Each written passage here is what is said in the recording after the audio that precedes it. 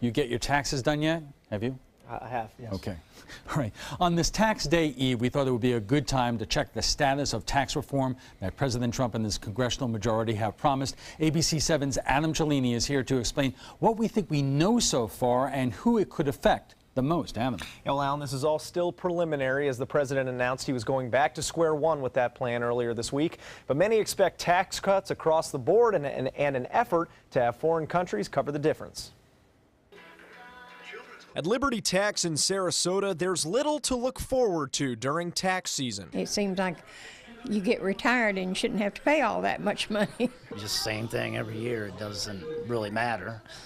You got to pay them. But down the road, local CPA Ray Saplee says his clients are moving their income forward because they could keep more of it if Donald Trump's tax reform plan goes through. They basically took the money and pushed it into this year with the opportunity that instead of it being 39.6 plus 3.6, it's basically, it's possible that it'll be at 33 flat. Saplee handles mostly high net worth clients, many with investments in real estate and the stock market, who could see big savings under the proposed changes. Based on President Trump's rhetoric, analysts say his plan could include a cut in the max income tax rate, elimination of investment tax, and a lower tax on capital gains. I don't think anybody's excited over it. I think everyone likes the idea of their taxes going down. Big businesses would also see big savings if their max income rate drops from 35% to 15%, as Trump has indicated. GM doesn't have to sell one more car, and they're making potentially 10% or 15% or 20% more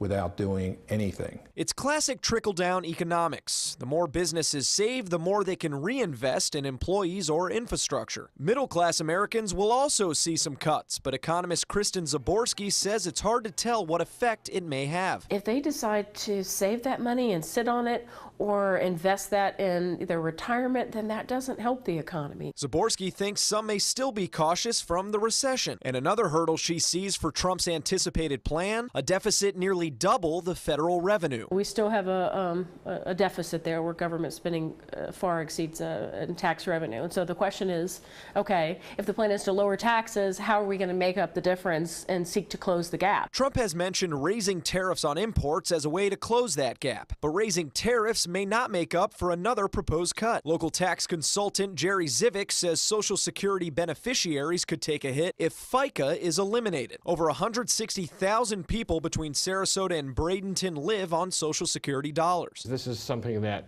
we've all paid our whole lives, and if they make that change, it's going to have a ripple effect for years to come. One of Trump's campaign points was expanding the earned income tax credit for those living paycheck to paycheck. It's a move that could gain bipartisan support in Congress, and something Holly Bullard at the United Way is watching closely. It's a little known fact in certain circles that actually the most effective federal anti-poverty program is the earned income tax credit. Since the 1990s, it's been the most successful in terms of lifting families out of poverty. Some in Congress, including local Representative Vern Buchanan, are so confident in the plan's passage they've promised an August deadline, even after the administration took it back to the drawing board last week and failed to repeal Obamacare last month.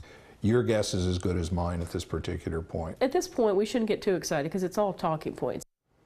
And another idea being tossed around that pertains to our area would be the elimination of estate tax, which is currently 40% on anything above $5.5 million if you're single.